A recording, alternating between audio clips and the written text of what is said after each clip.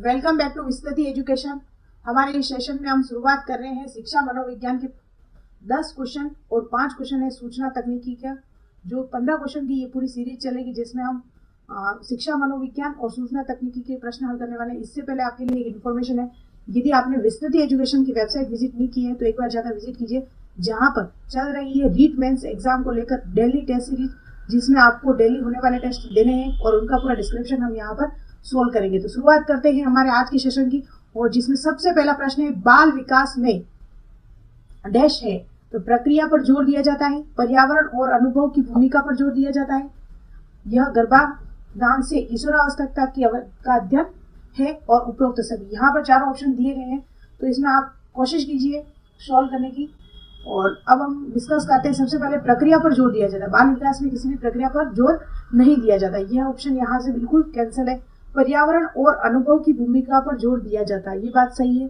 यह गर्भाधान से किशोरावस्था तक का अध्ययन है, ये भी बिल्कुल सही है। लेकिन उपयुक्त सभी यह कैंसिल होने की वजह से यह ऑप्शन यहाँ पर नहीं होगा। इन दोनों में से जो प्रबल आंसर है, बाल विकास में यह गर्भाधान से किशोरावस्था तक का अध्ययन किया जाता है, तो ये सेंटेंस यहाँ पर बिल्कुल सही हो जाएगा। ऑप्शन सी हमारा इसमें सही हो जाएगा। नेक्स्ट देखते हैं हम क्वेश्चन। निम्न में से कौन सा कथन बालक की उपलब्धि अभिप्रेरणा को दर्शाता है? तो सबसे पहला ऑप्शन क्या है, कक्षा का नायक बनना और लोकप्रिय होने का प्रयास करना, अपने निष्पादन स्तर में सुधार करने के लिए कठोर प्रयत्न करना, कक्षा में कमजोर विद्यार्थियों की सहायता करना, अपने सबसे अच्छे मित्र के साथ कार्य करने की इच्छा प्रदर्शित करना। यहाँ पे जो उपलब्धि अभिप्रेरणा यानी बालक की उपलब्धि अभिप्रेरणा किसको प्रदर्शित कर रही है? निष्पादन स्तर में सुधार करने के लिए क्या करेगा? वह कठोर प्रयत्न कर रहा है, यह उसकी एक उपलब्धि है। तो ऑप्शन बी यहाँ पर प्रबल आंसर है। वैसे ये सभी आंसर उपलब्धि अभिप्रेरणा को दर्शाते हैं, लेकिन यहाँ पे जो चौथा चारों ऑप्शन में से ऑप्शन बी यहाँ पर प्रबल हो जाएगा और आंसर हमेशा निष्पादन वाला हो जाएगा। नेक्स्ट क्वेश्चन देखिए, विकास के सिद्धांत के संदर्भ में निम्न वाक्यों में से कौन सा सही नहीं है? यहाँ पर क्या पूछा गया, कौन सा सही नहीं है? सबसे पहला, विकास अधिगम और परिपक्वता दोनों का परिणाम है, यानी कि जो भी विकास होता है उसमें परिपक्व और सीखना दोनों का परिणाम है, ये बात बिल्कुल सही है। विकास क्रमबद्ध नहीं होता है, तो ये यहाँ पर गलत हो जाएगा, क्योंकि विकास एक निश्चित क्रम में बढ़ता है। विकास के प्रत्येक चरण में सामाजिक अपेक्षाएं सम्मिलित होती है। विकास का जो चरण है उसमें सभी में अलग अलग सामाजिक अपेक्षाएं सम्मिलित होती है, ये बिल्कुल सही बात है। विकास क्रम से होता है, ये भी बिल्कुल सही है। यहाँ पर जो ऑप्शन बी हमारा यहाँ हो जाएगा सही नहीं है, क्रमबद्ध विकास नहीं होगा, तो ऑप्शन बी इस क्वेश्चन का आंसर हो जाएगा। नेक्स्ट क्वेश्चन देखते हैं हम। एक विद्यार्थी प्राय अपने मित्रों के प्रति रूखा भद्दा अप्रिय व्यवहार करता है, उसे व्यवहार में सुधार करने के लिए किस क्षेत्र में प्रशिक्षण लेने की आवश्यकता है? चार ऑप्शन देख लेते हैं। संज्ञानात्मक बुद्धि, संवेगात्मक बुद्धि, निष्पादन बुद्धि और सांस्कृतिक बुद्धि। यहाँ पर जो क्वेश्चन है वो अप्लाइड क्वेश्चन है, जिसमें क्या दे रखा है, एक बच्चा है जो रूखा भद्दा व्यवहार कर रहा है, यानी वह किस प्रकार स्थिर नहीं है, तो उसका जो संवेग यानी कि जो भी संवेगात्मक बुद्धि है वह बिल्कुल स्थिर नहीं है। तो कौन सा ऑप्शन बी यहाँ पर इससे संबंधित है, इसका सुधार करना उसके लिए आवश्यक है। नेक्स्ट देखते हैं हम।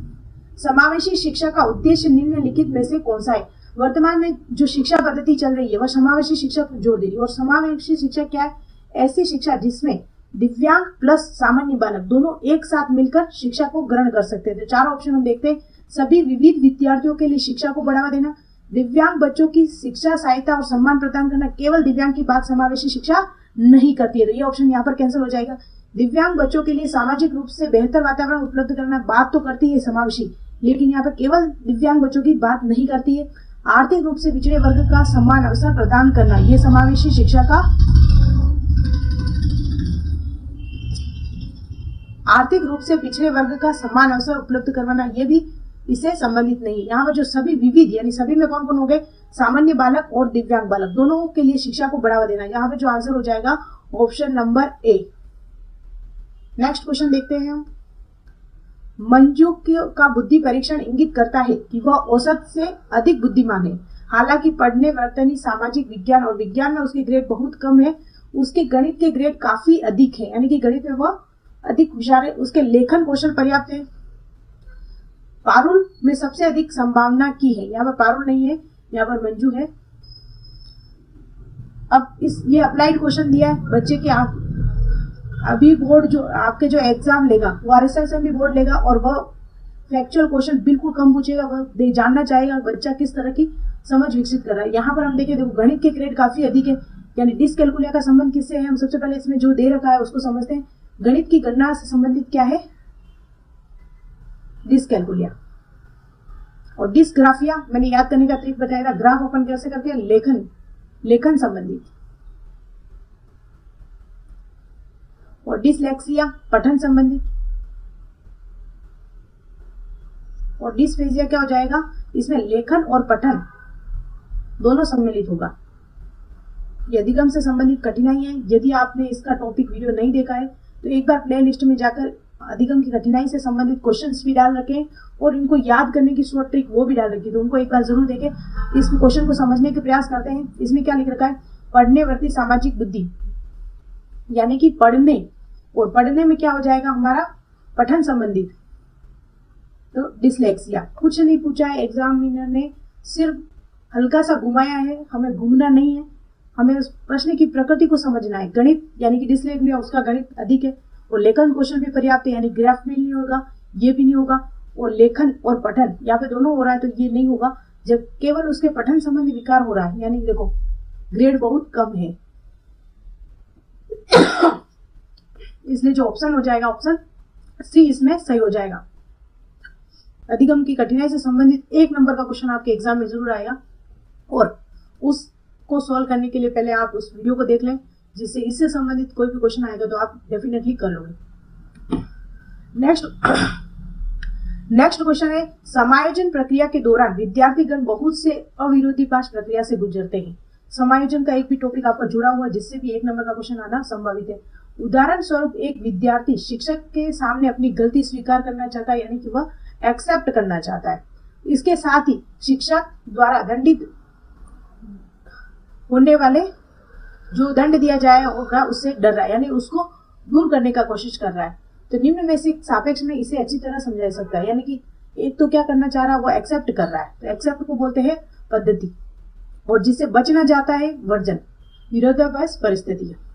तो ऑप्शन सी यहाँ पर सही हो जाएगी। आपको यदि इसमें समझ में ये नहीं आता एग्जाम में तो तुरंत आप उसका इंग्लिश में ट्रांसलेट देख लें, जिससे क्वेश्चन सही होने की संभावना बढ़ जाएगी। साइकोलॉजी में हिंदी की बजाय इंग्लिश का जो वर्ड है वो आपके लिए इजी पड़ेगा, उसको आप एक बार जरूर देख लें। नेक्स्ट क्वेश्चन है, निर्जीव वस्तुओं को सजीव गुण देने वाली प्रकृति का पियाजे ने क्या नाम दिया था। यानी कि छोटे जो बच्चे होते हैं वो एक गुड़िया डॉल को भी क्या सजीव समझने लगते हैं और उसे खाना खिलाते हैं, पानी पिलाते हैं छोटे बच्चे। तो इसको क्या कहा था, जीन पियाजे ने कहा था सजीव चिंतन। क्या कहा था, सजीव चिंतन। तो ऑप्शन सी हमारा यहाँ पर सही हो जाएगा। आप कमेंट करके बताइए जीन पियाजे ने कौन सा अधिगम का सिद्धांत दिया था। नेक्स्ट क्वेश्चन है, शिक्षा मनोविज्ञान की वह शाखा है जो शिक्षण एवं सीखने से संबंधित है, यह कथन दिया गया है। महत्वपूर्ण जो भी परिभाषा है वो आपके लिए जरूरी है, क्योंकि एक परिभाषा निश्चित तौर पर आपके एग्जाम में आएगी, तो आपको परिभाषाओं का भी ध्यान में रखना है। स्किनर ने कहा था शिक्षा मनोविज्ञान की वह शाखा है जो शिक्षण और सीखने से संबंधित है। किससे संबंधित है, शिक्षण और सीखने से संबंधित। इसमें ध्यान रखिए किसने कहा था, स्किनर ने कहा था। नेक्स्ट देखते हैं, अब तक हो गए 10 क्वेश्चन हमारे साइकोलॉजी के, और 5 क्वेश्चन अब हम देख रहे हैं आईसीटी यानी कि सूचना प्रौद्योगिकी। ये न्यू टॉपिक जोड़ा है रीटमेंस में, तो इससे भी प्रश्न आएंगे, तो 10 नंबर के अंक है, इसे छोड़ना नहीं है इस टॉपिक को भी। शिक्षा के क्षेत्र में आईसीटी के सबसे महत्वपूर्ण योगदान में से एक है। शिक्षण के लिए आसान पहुंच, कार्यभार के लिए आसान पहुंच, पुस्तकों के लिए आसान बात, अधिगम के लिए आसान पहुंच। यहाँ पर जो लैंग्वेज है अधिगम यानी सीखना, और सीखने के लिए जो आसान पहुंच बना रहा है वो कौन बना रहा है, आईसीटी। तो ऑप्शन डी इसमें प्रबल आंसर हो जाएगा। नेक्स्ट क्वेश्चन देखते हैं, आईसीटी में निम्नलिखित में से कौन से घटक शामिल नहीं है।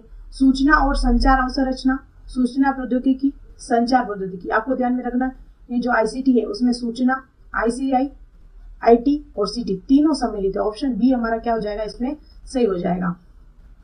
नेक्स्ट देखते हैं, राष्ट्रीय इलेक्ट्रॉनिक और सूचना प्रौद्योगिकी संस्थान का मुख्यालय कहाँ पर स्थित है। तो आपको ध्यान में रखना ये मुख्यालय कहाँ पर है, नई दिल्ली में। नेक्स्ट क्वेश्चन देखते हैं, ई व्यापार का अर्थ है। बिल्कुल फैक्चुअल क्वेश्चन है, बिल्कुल आसान सा।